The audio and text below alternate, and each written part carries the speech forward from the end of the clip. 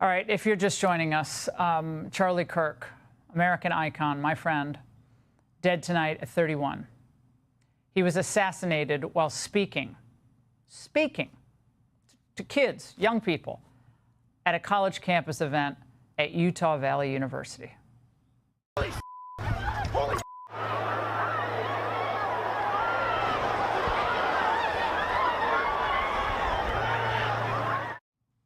Here with me is Jason Chaffetz, former Utah congressman, Fox News contributor. Jason's been with Fox most of the day because Jason was there today.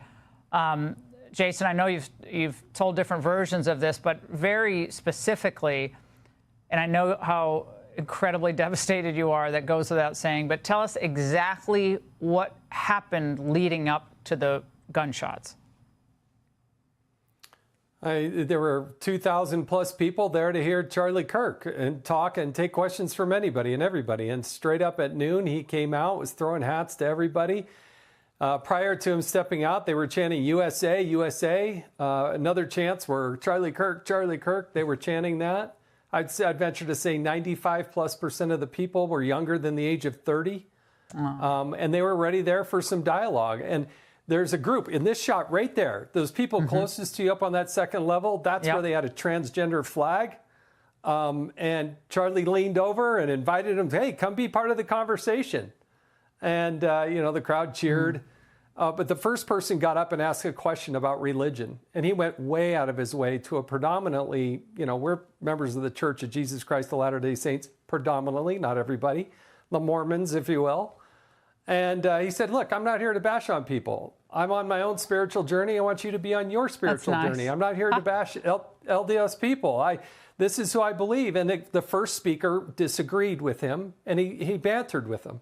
The second person, Laura, came up and said, I have a question about transgender shooters, mass shooters. And before they even started that dialogue, the shot rang out. I saw Charlie, fall back to his left, and the crowd hit the ground. You heard screams, and then people started running. And some of those shots, one's on foxnews.com, I can see myself in the background of that shot. That's the picture at the event. And it was just horrific. It was just so devastating. And I have every emotion. I'm mad because I want to know who the shooter is. I want people to understand there's true evil that needs to be rooted out. But I also want them to know there's pure good. That my kids, people in our family who are in their 20s, they were excited to meet two people. I meet a lot of people. I'm on television. I'm a former congressman. Yeah. There's two people in the world they want to meet. Donald Trump and Charlie Kirk. Yeah, my son Nico was same thing. They wanted to meet Charlie. Yeah. That's just what they were looking forward to, and those young people. Yeah. What was security like, to the extent there was security, getting into the area where he was speaking? 0 to none.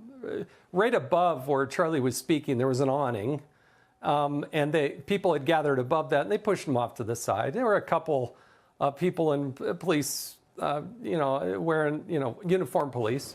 Charlie has his own detail, but look, you got 3,000 people, and there's a couple of people with Charlie's personal security detail. But again, we're talking a handful of 2 or 3 people.